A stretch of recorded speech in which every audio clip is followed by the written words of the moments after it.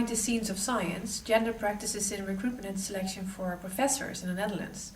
And well, as you can see, there's a picture of an eye on it, on the cover, and it's actually my eye.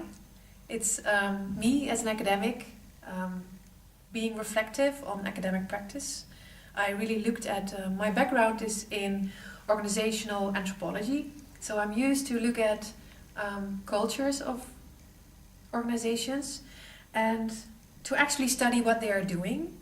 So in academia we do a lot of research on different kind of social phenomena, and also not only social phenomena, but we rarely watch or reflect on the things we do ourselves. So that's why I thought I'm going behind the scenes of science and look at things that are mostly not visible to us in daily practice as academics. Well, I asked for permission to look at the appointment reports, and those appointment reports are the reports that the committee writes up, and includes all kinds of information about how many applicants and the background information of those applicants, their resumes, and then of course a job profile and the criteria that were important during the selection, and also on the basis of what criteria one candidate is nominated and why the other is not. So it gives a good impression of what happened during all the gatherings of the appointment committee. Instead of being really transparent, the universities have this kind of protocols, recruitment and selection protocols, and they have kind of information about, they suggest that you should have open recruitment, so that you advertise for a vacancy in the media, and also that there's at least one woman committee member involved, that you have clear criteria, and that the committee is held responsible or accountable for the decisions made. And well, I saw all these appointment reports, and then I saw that all these kind of protocols were not implemented.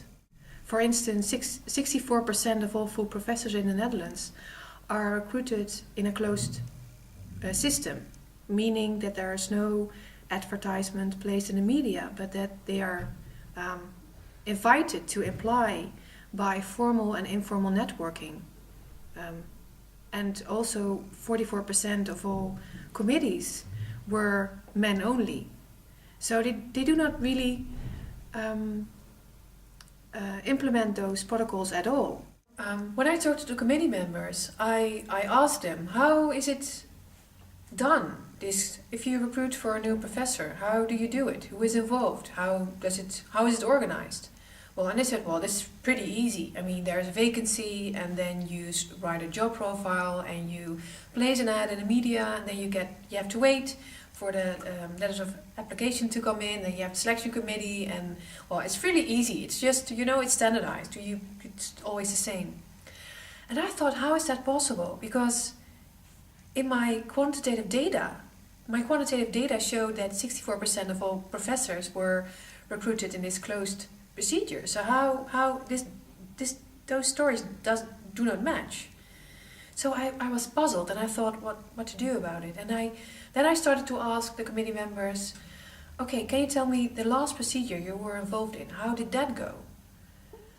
And then they said, well, that's really a different story.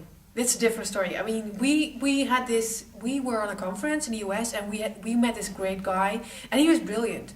And he was searching for a new position, so we thought we really want to have him. So we called the dean, and he was enthusiastic immediately. So we have written this report, and we appointed him immediately.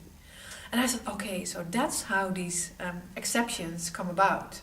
And there are a lot of exceptions in the university.